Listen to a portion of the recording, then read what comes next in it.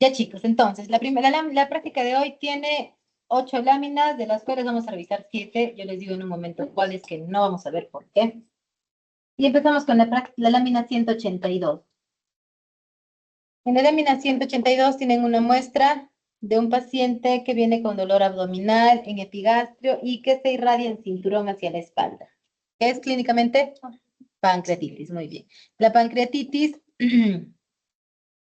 se puede producir, generalmente se produce por 2 causas, por ingesta alcohólica o por un cálculo en la vesícula biliar, que se impacta y obstruye el conducto. El páncreas, ustedes recuerdan muy bien por histología, que es un órgano anficrino, ¿sí? ¿Qué significa?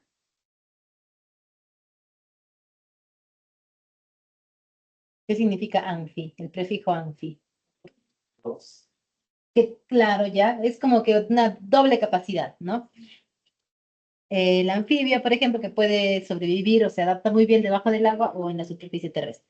El, los, el páncreas, que es un órgano anficrino, tiene 2 funciones en cuanto a secreción, 2 componentes. Un componente que está dado por este grupo celular desorganizado, que son los islotes de Langerhans, que producen insulina, glucagón, entre otras cosas, ¿no? Pero este componente es el componente endocrino. Y el otro componente, que son los acinos pancreáticos, que son componente exocrino. ¿Qué producen? ¿Qué producen los acinos? ¿Cómo se llama el contenido que van a verter hacia el Wirsum? Ya, sí, la amilasa es uno de ellos. ¿Qué es la amilasa? Amilasa. Sí. Termina en asa, como la catalasa, como la tirasa. Enzimas. Son enzimas. Exactamente la amilasa descompone el almidón, ¿no? Pero en general son enzimas. Por lo tanto, ¿qué producen los acinos pancreáticos? Jugo pancreático que está compuesto por enzimas. Las enzimas pancreáticas ya saben que se encargan, como tal, de la degradación de proteínas, ¿no? Degradación de los distintos sustratos que van a encontrarse en el tubo digestivo.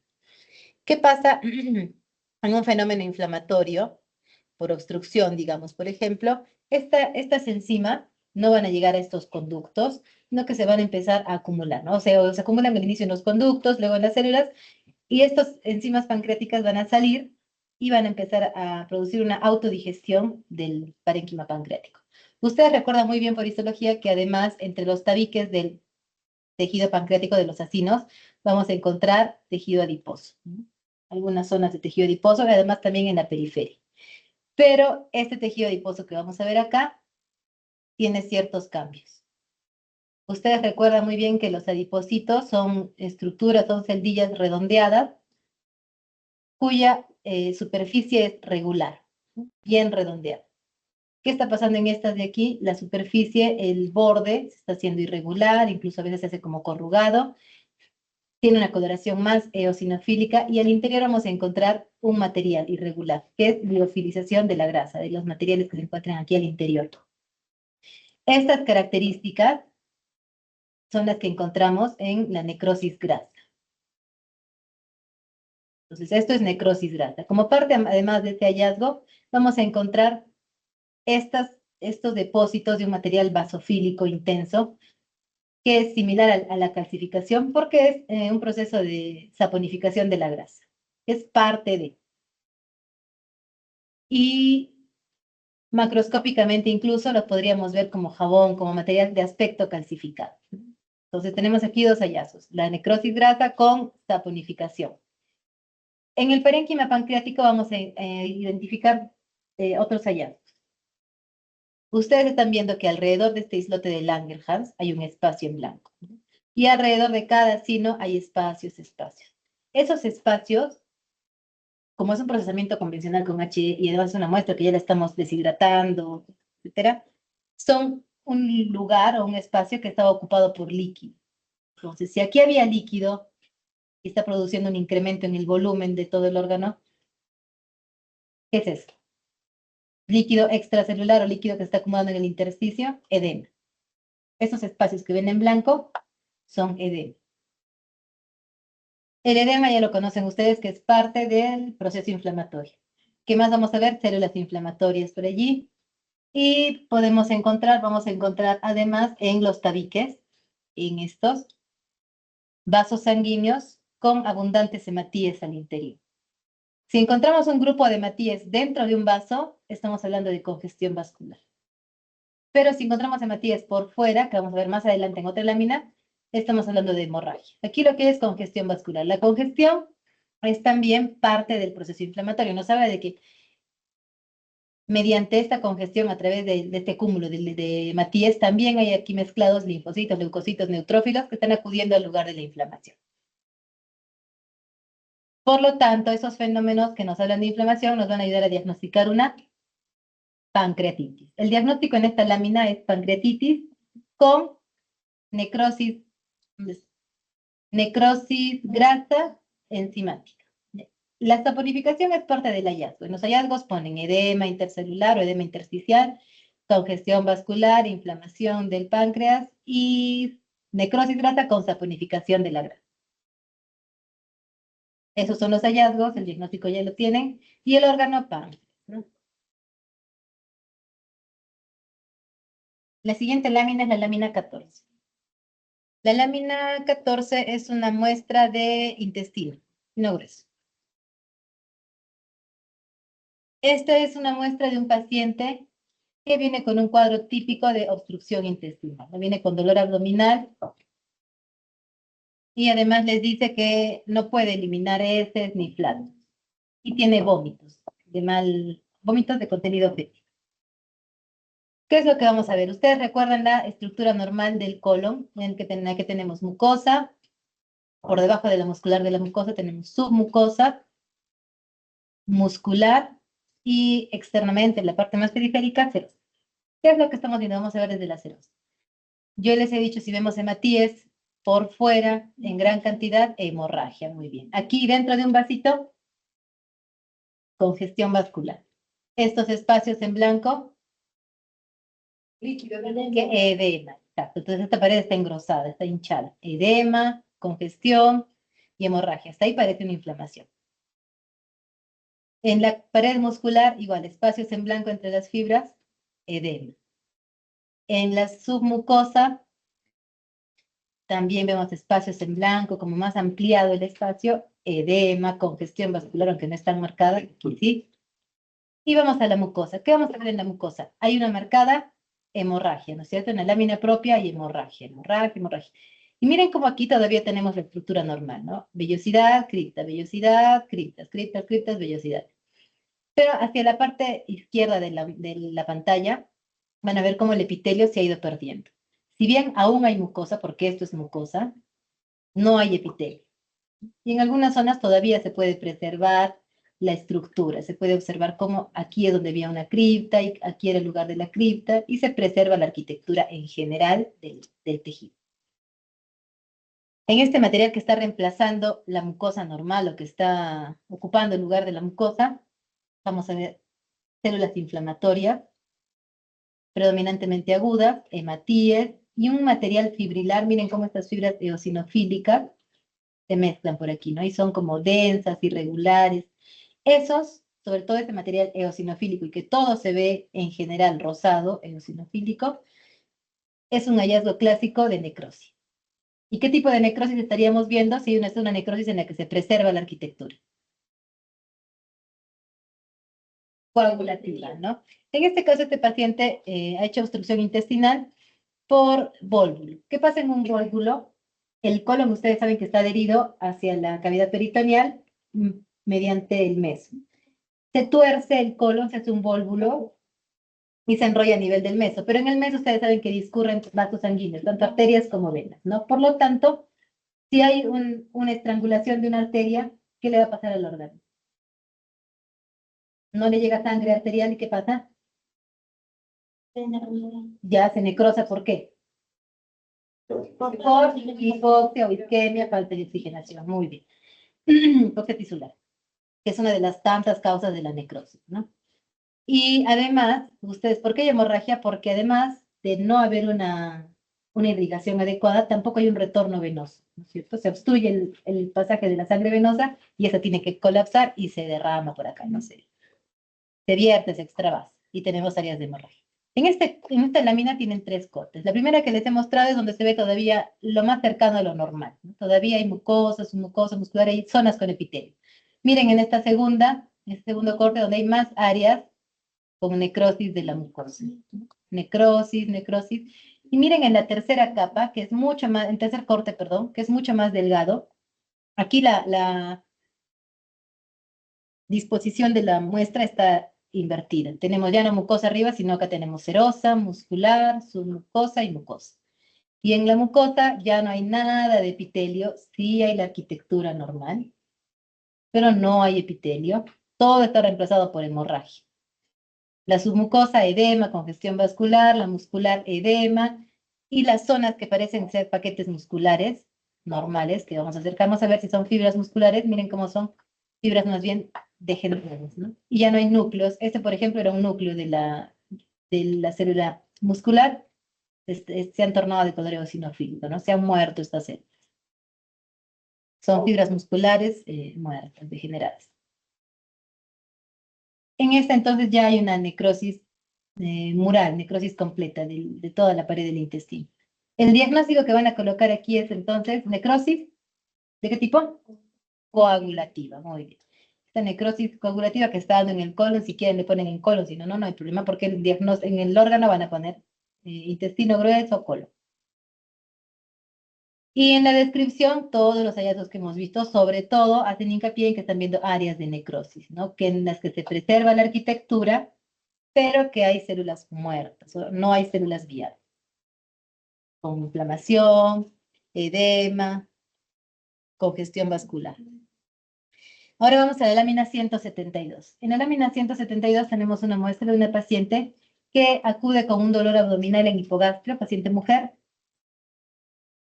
que les dice que tiene historia, ha tenido varias, en el último año ha tenido varios episodios de enfermedades de transmisión sexual. Esta paciente tiene un dolor que cuando ustedes hacen un examen de tacto vaginal, primero hacen el tacto y encuentran una secreción maloliente. Hasta ahí ustedes sospechan ninguna infección, en general una infección, ¿no es cierto? Ustedes al momento de hacer el tacto también le palpan el abdomen y lateralizan el cuello. ¿Qué hacen? El cuello lo mandan hacia un lado y hacia el otro. Y al lateralizar el cuello, ¿cómo se llama tu compañera? Que preste atención, por favor, que guarda el celular. ¿Ya? Al lateralizar el cuello, va a ocurrir una tensión a nivel de los ligamentos que va a jalar a la trompa uterina. Ustedes hacen el tacto con lateralización y a la paciente le despierta un dolor exquisito, un dolor muy fuerte. ¿Qué quiere decir? Que la alteración o la inflamación está a nivel de las trompas uterinas, porque se está jalando las trompas. Y eso ocurre en las pacientes con enfermedades infecciosas de transmisión sexual a repetición. Cuando tienen varias, esta infección llega incluso a localizarse en la trompa uterina. Lo que estamos viendo aquí es entonces trompa uterina. La trompa, saben ustedes que en el tercio distal tiene fimbrias y a lo largo de toda la trompa, de toda la tuba, vamos a ver estas vellosidades que son muy similares a las fimbrias distales. En estas fimbrias encontramos, o en estas vellosidades, ¿qué es esto de aquí? Ya, primero, ¿qué es esto? Este es un vaso sanguíneo. Esto, congestión vascular. Lo de afuera, hemorragia, ¿no? Hasta ahí parece que hay inflamación. Esta trompa, esta vellosidad está más hinchada, miren, grande. Y hay en el interior un espacio blanco, que es edema, ¿no? Entonces sí parece que hay signos de inflamación. En la trompa uterina, la enfermedad inflamatoria que hay que diagnosticar o que hay que evidenciar es una inflamación aguda. La inflamación crónica no tiene significancia clínica, la paciente no se percata, pero si es una inflamación aguda, sí genera un dolor intenso, náuseas, vómitos, y la paciente está viniendo por eso, por emergencia. ¿Qué es lo que tendríamos que encontrar para diagnosticar confirmatoriamente una salpingitis aguda o una tromboterina con inflamación aguda? Para hablar de inflamación aguda, ¿qué tengo que encontrar? Neutrófilos, ¿no? Exacto. Entonces, eso es lo que vamos a buscar. Aquí tenemos la trompa uterina con áreas de hemorragia. Vamos a acercarlos. Y van a encontrar en la lámina propia neutrófilos, ¿no? Estos neutrófilos o polimorfonucleares. Estos de acá, todos que se están, ay, me fui, que se están acumulando acá. Y que llegan incluso a meterse, como aquí, hasta el epitelio. Con eso, entonces, eso es el hallazgo, ese es el hallazgo, perdón, definitivo para decir que lo que tenemos es una inflamación aguda, ¿no? Incluso se extravasa, miren, se sale del epitelio. Puede haber hasta pus en esa trompa uterina. El diagnóstico es entonces en trompa uterina o, más correcto, salpingitis aguda. Salpingo es el prefijo que se utiliza para hablar de trompa uterina. Y los hallazgos, edema, congestión y la inflamación, las células, los neutrófilos, ¿no? ¿Qué es lo más importante de los hallazgos? Los neutrófilos. Vamos a la siguiente lámina, la lámina 18. La lámina 18 es un corte de vesícula biliar de un paciente que les dice que tiene un cuadro doloroso repetitivo, que siempre viene, le viene un dolor, sobre todo cuando come grasas, pero ya sabe que toma un analgésico, un antiespasmódico porque es un cólico y le calma el dolor. Se ha hecho alguna vez una ecografía y le dijeron que sí tiene barro biliar, o sea, es tendiente a formar cálculos. Y estos cálculos son predominantemente de colesterol, ya saben ustedes. Por lo tanto, ustedes tienen la idea de que el paciente, ustedes sospechan que este paciente tiene un elevado nivel de colesterol en sangre y este colesterol se va a depositar además en este caso en la pared de la vesícula. Y todo lo que están viendo ahí es tejido inflamatorio, ¿no? Infiltrado inflamatorio. Esta es la parte superficial, esta es la superficie, el epitelio de la vesícula biliar. La muscular y la serosa. La vesícula, recuerden, en histología ya lo han visto, no tiene submucosa. ¿Qué vamos a encontrar acá? Metido, inmerso en toda esta inflamación, vamos a encontrar estas estructuras, que es una célula de gran tamaño con varios núcleos. ¿Cómo se llama? Célula, que es de gran tamaño, gigante, con muchos núcleos, multinuclear. Célula gigante multinuclear. Si tenemos una célula gigante multinucleada, pasamos a buscar alrededor. ¿Hay linfocitos? Sí, acá hay linfocitos. ¿Hay macrófagos? También. La célula gigante multinucleada incluso es un grupo de macrófagos que se han activado. Hay una inflamación, hay un agente que está produciendo una inflamación marcada, severa, que activa los macrófagos y se juntan y hacen una célula gigante multinuclear, ¿no? Toda esta estructura formada por célula gigante multinucleada, linfocito y macrófago, entre otras que pueden no estar, como pueden estar, esas tres que les he mencionado sí o sí tienen que estar, van a formar un granuloma. Los granulomas son generalmente o idealmente los vamos a ver redondeados, no siempre están así, pero se van a ver mezclados, ¿no? En todo este infiltrado inflamatorio. Granuloma y célula gigante multinuclear. El granuloma en este caso además tiene unas áreas, miren aquí como transparentes, blanquecinas, que son estas mismas celdillas adiposas, que hay bastantes en el paciente, que se empiezan a degenerar. Un granuloma, como les he dicho, se aparece o se produce porque hay algo que está produciendo, que está invadiendo o que está generando una reacción inflamatoria en cierto tejido. En este caso es la presencia de ese colesterol. Este granuloma, ¿qué va a hacer? Va a intentar encapsularlo para que se retenga ahí el daño y no infiltre al resto del órgano, ¿no? Este granuloma que contiene colesterol tiene un nombre especial, se llama santo granuloma, con X al comienzo. ¿Ya? Santo granuloma, X-A-N-T-O granuloma. Santo granuloma, con X. y es solamente indicativo, significa que el paciente tiene una inflamación crónica y que tiende a tener colesterol, ¿no? A formar, a juntar colesterol. El órgano vesícula biliar, diagnóstico santo-granuloma y los hallazgos, inflamación granulomatosa con partículas, espículas de colesterol. La lámina 19, que es la que sigue, la vamos a omitir porque es un tejido, se las muestro al toque. Ya lo han visto, miren. Si han repasado la práctica 1, perdón, recuerdan que en la lámina 7 y 8 tenemos este mismo tejido que es estómago con un agregado linfoide, ¿no es cierto? Inflamación crónica, gastritis crónica. Si ustedes buscan por aquí, hay también polimorfonucleares. No hay un grado marcado de atrofia, no hay metaplasia, pero sí hay inflamación crónica y aguda, ¿no? Por eso es que no la voy a considerar, ya lo hemos visto en diagnóstico en la lámina 7 y en la lámina 8 de la práctica 1. Ni para la guía ni para el examen. Ahora la práctica 47. Perdón, la lámina 47. En la lámina 47 tienen ustedes una muestra de un pacientito infantil. Este niñito le dice a su mamá que ha presentado un crecimiento nodular, una tumoración pequeña, en el cuello a nivel por detrás de la oreja, a nivel de la zona retroauricular. En esa zona, ¿en qué pueden estar pensando que le está creciendo, que está haciendo un tumorcito? Aquí, encuentran aquí, por debajo un ganglio, ¿no? Lo que le tenemos ahí son ganglios, ¿ya? Puede ser un ganglio. Y ustedes le preguntan, ¿qué le pueden preguntar al paciente si creen que es un ganglio? O a la señora, a la mamá. ¿Por qué se aparece en un ganglio crecido en un niño?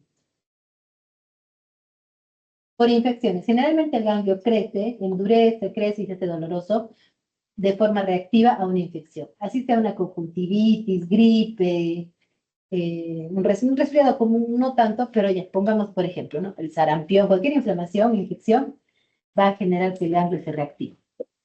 Ustedes le preguntan a la paciente, a la mamá del paciente, y la mamá le dice que el paciente no se ha enfermado, no tiene ahorita gripe, pero sí tiene fiebre, escalofríos, está asténico, es decir, no tiene ganas de hacer nada, está como somnoliento o fatigado. Y les dicen además, ustedes indagan haciendo toda la historia clínica, que el paciente vive en hacinamiento, vive en una casa con 2 habitaciones, que tiene una sala que es cocina y también es comedor y viven 12 personas ahí. ¿Qué les gustaría preguntar además? ¿Ya? Higiene es inadecuada. La alimentación también es inadecuada.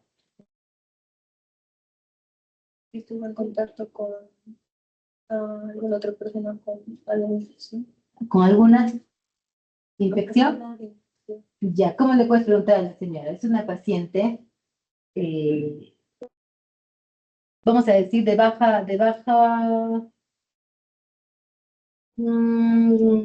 ¿cómo le decimos apropiadamente? Es una paciente con una cultura, no tiene muchos conocimientos.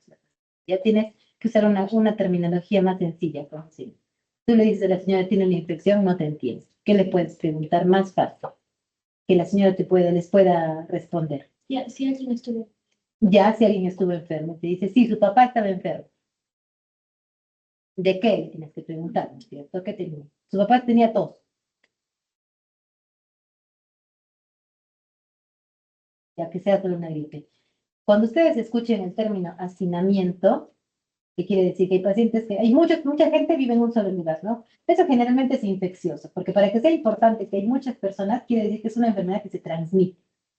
Entonces, si es transmitible, es contagiosa, es una infección. Una inflamación no se contagia, ¿no? Un trastorno mental no se contagia, si bien sí se puede llegar a tener a un mismo ambiente que sea contributorio para el desarrollo. Pero ya, regresamos a lo nuestro. Probablemente hay una infección. Y le dicen, ustedes le preguntan a la mamá y les ha dicho la mamá que sí tiene tos. Mi papá tiene tos de hace aproximadamente 3 meses. Y ha ido a la posta y le están dando medicamentos y también le están dando comida, le están dando aceite, papita, atún y arroz. ¿A quiénes les dan eso? Los pacientes con tuberculosis. A los pacientes con TB, siempre que escuchen hacinamiento les termino de decir la idea, Relaciónenlo, no siempre es, pero relaciónenlo acá en Perú, un paciente de Perú. Ay, no les he dicho, de repente les ayudaba, pues un paciente de Lima, de Villa El Salvador o San Juan de Lurigancho, donde hay zonas que son muy pobladas, ¿ya? Eso sobre todo, y hay poca higiene. Normalmente es cuando hay muchas, no se tiene una casa. En un solo lugar, ajá. Incluso, no solamente viviendo, si acá ocupáramos o sobrepasáramos el aforo de 18 personas, eso ya es hacinamiento. Es decir, si en un lugar, en un espacio físico, hay más personas de lo debido, de lo normal, ¿no? Hay muchas personas, es una casa pequeña que viven 12 personas, ¿no? Y tiene además déficit nutricional, el niño no se alimenta. Y el papá tose, piensen que es tuberculosis. Escuchan hacinamiento, no es lo único, pero plantéense siempre que puede haber tuberculosis por ahí, ¿ya? Esa palabra se relaciona bastante a la tele, sobre todo en nuestro medio. Les repito, no es lo único, pero sospechen. Y le dice, ah, sí, entonces ustedes dicen, ay, el papá tenía, sí, le saca sus medicamentos y benizoniazida, refunticina, tiene todo su perfil, su esquema de TB, y a los pacientes además los nutre, les dan por eso su subvención de alimentos cada 3 meses, cada mes aproximadamente. Ya. Entonces ustedes le preguntan, la paciente, la señora les pregunta, sí, ¿por qué? Entonces mi hijito también puede tener tuberculosis. ¿Puede tener? No, sí. Ya. ¿Y por qué tiene el ganglio? ¿Tiene tuberculosis ahí en el ganglio? El niño no está tosiendo.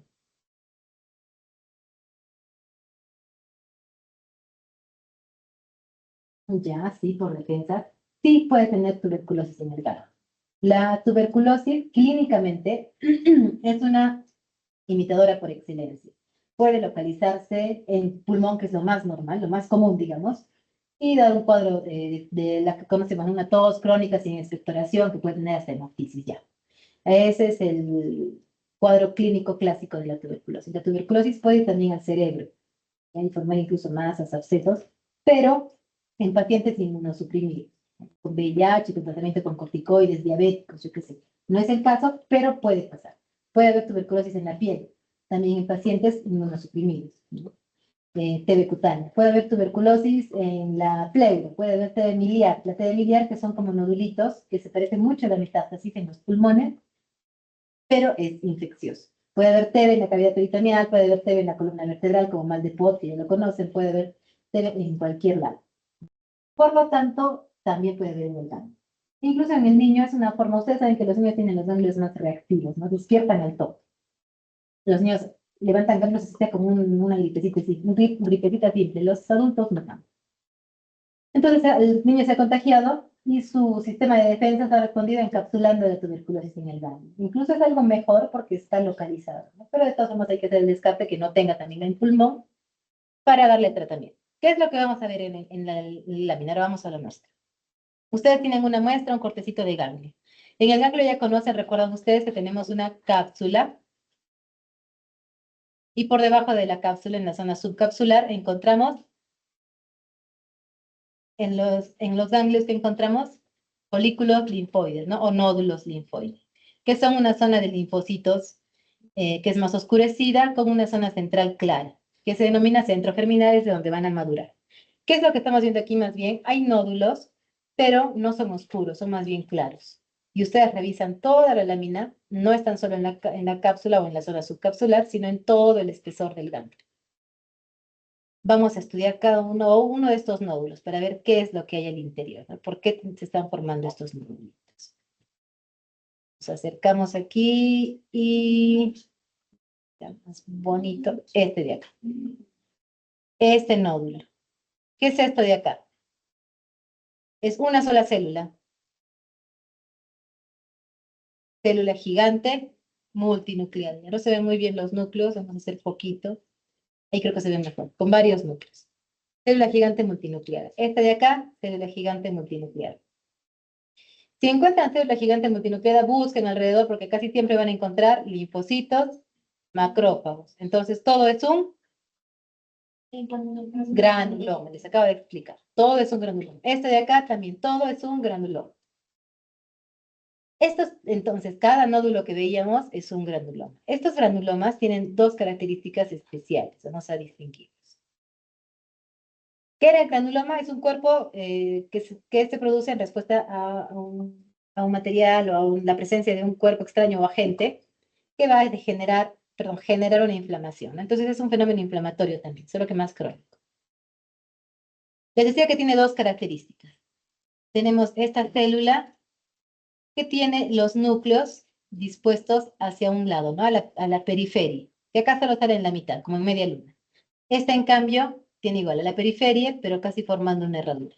Vamos a ver otras células gigantes multinucleadas. Esta de acá, núcleos a la periferia. Esta de acá otra, con núcleos a la periferia. Y se llaman células gigantes tipo Langhans. Langhans, Langhans. No es Langerhans, ¿eh? Langhans. Estas células gigantes tipo Langhans son características de un granuloma por infección tuberculosa. Cuando tenemos un cuadro inflamatorio, nosotros histológicamente solo podemos decir inflamación porque estamos viendo el neutrófilo. Para decir que es una infección, tendríamos que estar viendo a la gente. O en este caso, en el caso especial de la tuberculosis, ver estructuras que sean patognomónicas o muy sugestivas de una infección específica, ¿no? En este caso, de tuberculosis. Estas células de Langhans sí son clásicas de la tuberculosis. ¿Cuál es la segunda característica que me va a decir que estos son granulomas de tuberculosis? Miren todo el granuloma, ¿no? Tiene los macrófagos un poco más alargados, pero miren cómo en el centro hay una zona eosinofílica rosada fibrilar, sin células. Una zona rosadita, sin células, es necrosis. Solo necrosis, no, claro, exacto. Ya acá lo que vamos a ver es necrosis. Macroscópicamente, la necrosis en un granuloma de tuberculosis, en la macroscopía, si ustedes tienen el ganglio, sí van a ver que el centro, esa zona de la necrosis, es como queso malogrado, como leche cortada, ¿ya? Por eso es que se llama casio, como el queso. Necrosis caseosa. Y bueno, ¿no? Pues por conveniencia lo hemos visto. Si ya se vio en la macroscopía que eso parece calcio, acá se denomina necrosis caseosa o necrosis central. Esa característica, la necrosis central del granuloma y la presencia de células gigantes multinucleadas tipo Langhans, sí nos va a decir que este granuloma es por tuberculosis, aunque no estemos viendo el bacilo, ¿no? O es muy sospechoso de tuberculosis.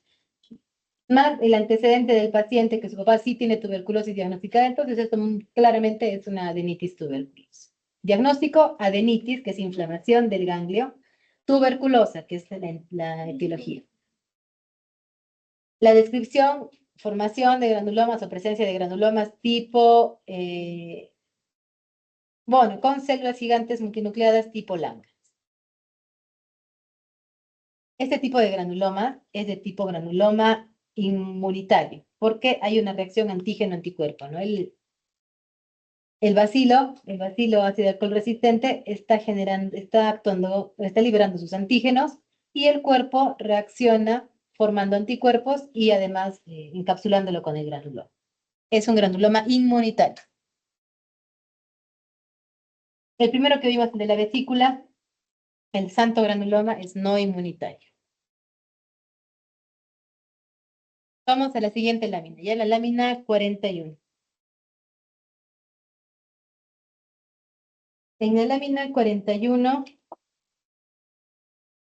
vamos a tener una muestra. Es un paciente que viene a su consultorio y les dice que tiene, él primero les dice, doctora, tengo antecedente, tengo yo una enfermedad renal crónica porque tengo el ácido úrico elevado en sangre. O tengo ácido úrico alto, les dice el paciente. Pero ¿sabe qué? De hace unos 4 meses me ha empezado a crecer una tumoración, una bolita en el primer dedo del pie, ¿ya? En la articulación. ¿Ustedes qué podrían estar sospechando? ¿Qué le podrían decir al paciente que? ¿Ya? ¿Y cómo se denomina? ¿Qué enfermedad es? Gota, ¿no? Comúnmente gota. ¿Y la gota qué es? El mismo paciente te ha dicho que él tiene enfermedad renal crónica por ácido úrico elevado en sangre, o sea, hiperuricemia. Muy bien, bien. La gota es hiperuricemia. Esta hiperuricemia se puede dar por un aumento, perdón, en la producción de ácido úrico por ingesta, por ejemplo, o una disminución en la excreción, ¿no? Como es en el renal crónica del paciente. Y bueno, usted le sacan esa lesión, que podría ser también algo similar, una lesión bien parecida, va a dar un acúmulo de, así como cristales de ácido úrico, también se pueden depositar cristales de calcio. Pero radiológicamente podrían ustedes hacer la diferenciación, la distinción, porque el calcio, ya saben ustedes, en la rayos X, ¿cómo se ve? Radiopaco, radiolúcido. Calcio, como el hueso. Opaco, blanco. Radiopaco es blanco, radiolúcido es como el aire, ¿no? Que traspasa, vemos negro. O sea, si lo ven blanco, el calcio, radiopaco. En cambio, el ácido úrico, como no tiene esa misma densidad, es más bien radiolúcido, va a dar una imagen transparente o negra en la radiografía. Le sacan al paciente ese tumorcito y ustedes lo que van a ver es el tejido periarticular, esta zona, porque ahí es donde se van a acumular estos cristales, ¿no? En el tejido periarticular de cualquier articulación, sobre todo la del pie, la articulación del dedito, del primer dedo del pie, y en segundo lugar el codo, pero lo mucho más frecuente de lejos es el dedo del pie. Les dije, entonces ustedes van a ver que se encuentran en ese tejido periarticular estos depósitos de un material extraño, sin células. Esto no es tejido, sino es un material. Que acá lo van a ver en mi lámina de color marrón, cobrizo. Ustedes lo tienen más eosinofílico. Es solamente por temas de conservación de la lámina. Y que como es un material extraño, como es un depósito que no debería estar allí, ustedes van a encontrar estas estructuras alrededor que tratan de encapsular al material. Se ve alguna más clara de aquí. Pues.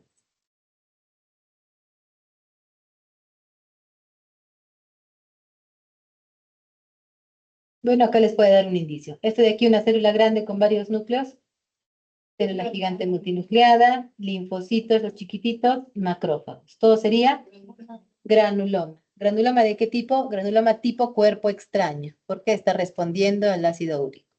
Que en este caso es un cuerpo extraño en esa localización. Aquí está mejor. Célula gigante multinucleada, linfocitos y macrófagos. Granuloma tipo cuerpo extraño. El diagnóstico aquí entonces es, lo que están ustedes viendo es un tofo gotoso. Diagnóstico tofo gotoso. Con reacción o con granuloma tipo cuerpo extraño. Tofo, T-O-F-O, tofo, como suena. Gotoso, porque es de gota. Con granuloma tipo cuerpo extraño. Y en la descripción van a poner que hay depósitos de ácido úrico con una reacción con células, reacción granulomatosa con células gigantes multinucleadas tipo cuerpo extraño. ¿Cómo distinguen una célula gigante multinucleada tipo cuerpo extraño de la de Langhans que acabamos de ver en la tuberculosis? La de tipo cuerpo extraño tiene los núcleos dispuestos en cualquier posición. No están solamente en la periferia, pueden estar en el centro, arriba, abajo, en un extremo, dispersas, están en todas partes.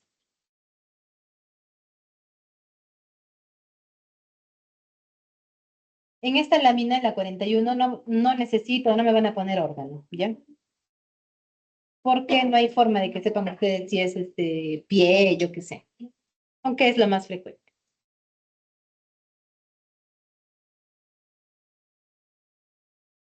Y vamos a la última lámina, la lámina 130. En la lámina 130 tienen ustedes una muestra de un paciente que les dice que tiene hace meses ya una lesión tipo granito. Les dice que tiene un granito en la espalda y se lo revienta. Les dice que aparece y desaparece porque se lo revienta, pero al tiempo, al mes, vuelve a crecer, vuelve a aparecer, vuelve a aparecer. Y el paciente ya se preocupó porque además se ha hecho alrededor duro, está rojito, duro y le duele. ¿Por qué volvería a formarse? A pesar de que el paciente lo revienta, digamos.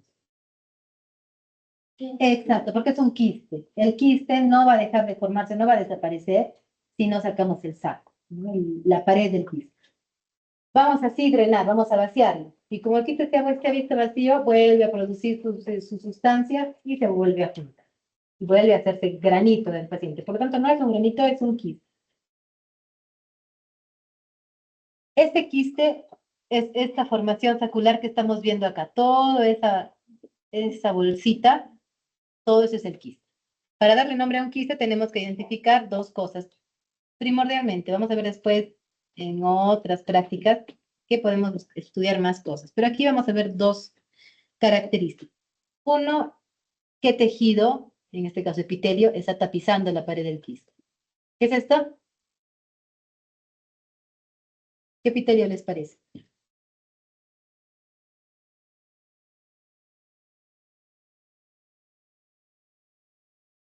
¿Qué tejido es? ¿Es tejido monocapa, una sola capa, o hay varias capas de estratificado? ¿Qué más se llama? ¿A qué se parece? Erika, ¿qué te parece? ¿A qué tejido, a qué órgano se parece? ¿Los? ¿A qué? ¿Alguien? Víctor. Vamos a ir en otra zona de repente, donde sea más clarito. Ahí ya tiene mejor foco. ¿Qué tejido es? Ya han dicho casi la mitad y con eso sacan casi todo el nombre del tejido. No es una sola capa, ¿no es cierto? Son varias. ¿Qué es esta capa? Que están ordenaditas, mira, una al lado de la otra, son más inmaduras. Y esta última capa, ¿cómo es? Para que sepas qué tejido es este. Por el certificado, plano. ¿Qué ves aquí? ¿Qué es esto de acá? Capa córnea. Entonces es cornificado. Policertificado, plano. Simple no, simple es que es una sola, o sea que no es estratificado. Policertificado o estratificado, plano, cornificado, o sea, piel, ¿no? Es muy parecido al tejido de la piel. Decía, ¿qué órgano es? Piel, es lo mismo que la piel. Este quiste entonces está tapizado por piel. ¿Y qué están produciéndose al interior? Es la otra característica que tenemos que estudiar. ¿Qué es esto, Eric? Si esto es estratificado, plano, cornificado, ¿qué es esto de acá? Si este es un epitelio estratificado, plano, cornificado, ¿qué es este contenido que está produciendo el interior?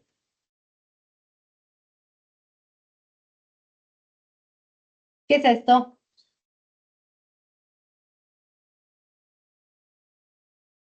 Capa córnea. ¿Qué hay en la capa córnea, Eric?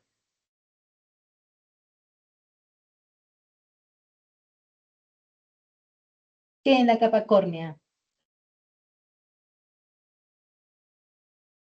¿Qué es un tejido? Es un conjunto de células, ¿no es cierto? Ya, ¿qué hay en la capa córnea? Hay células de histología, chicos, básica, histología normal. ¿Qué componente encuentran? ¿Qué hay en la capa córnea? Aquí, por el estrato granular, el lúcido, se pierden los núcleos. Aquí ya no hay células, no hay núcleos. Hay una proteína. ¿Qué proteína está acá? La que cornifica, queratina. Entonces, ¿qué es esto de acá? Al interior. ¿Qué es lo que el paciente bota cuando presiona el granito? Pus. Parece, clínicamente siempre le hemos dicho pus o grasita, no es grasa. ¿Qué es esto de acá? ¿Qué es lo que está botando? ¿Qué hay en la capa córnea? Queratina, es queratina. Lo que ven que presionan y sale, que lo ven blanquito, que le dicen pus, sebo, grasa, es queratina, ¿ya? Porque es un quiste y están presionando. Queratina. ¿Qué está produciendo este quiste que tiene un epitelio certificado plano cornificado? Queratina. Con esas características, producción de queratina laminar en capitas, en hilos, y el epitelio, este quiste se llama entonces quiste epidérmico. Quiste epidérmico de inclusión, a mí me basta con que pongan quiste epidérmico. Como primera parte del diagnóstico. Hasta ahí es un quiste epidérmico. ¿Qué pasa con este quiste? Yo les dije que el paciente se lo revienta, ¿no? Lo presiona y le saca el contenido hacia la superficie. Según él ya lo curó. Y en realidad, al romperlo, más bien lo está manipulando de tal forma que no solo lo rompe en la parte superior o en la parte superficial, sino que también, vamos a hacer de cuenta, no es estrictamente, pero es un buen esquema. También se genera una ruptura hacia el interior, hacia el tejido celular subcutáneo, donde está localizado el quiste. Si se está rompiendo por acá, ¿qué sale? Aquí y se ubica acá. Queratina, muy bien. La queratina, yo que les he dicho, el cuerpo reacciona a cualquier sustancia. La queratina, ¿qué va a generar aquí? Ya que en general es inflamación. La queratina va a generar una reacción inflamatoria. ¿De qué tipo creen que podría ser esta reacción inflamatoria? Hablando de ya del tipo de célula gigante multinuclear. Tipo, ¿a qué está reaccionando? A un cuerpo extraño. Así sea queratina, que es propia del cuerpo, está en un lugar donde no debería estar. Entonces se hace una reacción granulomatosa tipo cuerpo extraño. ¿Por qué sea o cómo vamos a ver si realmente es una reacción granulomatosa? Porque hay granulomas. ¿Cómo se conforma un granuloma? Célula gigante multinucleada, con los núcleos en cualquier disposición. Listo, eso es una célula gigante multinucleada tipo cuerpo extraño. ¿Qué más? Linfocitos y macrófagos. Entonces, todo esto grande es un granuloma enorme. Granuloma tipo cuerpo extraño. Ese tampoco es un granuloma inmunitario, es un granuloma no inmunitario. El diagnóstico y la descripción aquí va a redundar un poco, pero entiendan bien que en la descripción tienen que explicar. ¿Cuál sería el diagnóstico? Quiste epidérmico, ahí va una parte. ¿Qué ha pasado con este quiste? Que se ha roto, quiste epidérmico roto con granuloma tipo cuerpo extraño. Y todo eso es el diagnóstico que estoy viendo. No estoy viendo solo el quiste y no estoy viendo solo el granuloma. Son ambos hallazgos. En la descripción que van a poner, explicar. ¿Por qué es un quiste epidérmico? Porque es un quiste con epitelio estratificado plano cornificado. Hasta ahí me basta, porque es fácil, ¿no?, de identificar. ¿Qué más hemos dicho? Que es con reacción tipo cuerpo extraño. ¿Por qué digo que hay una reacción tipo cuerpo extraño?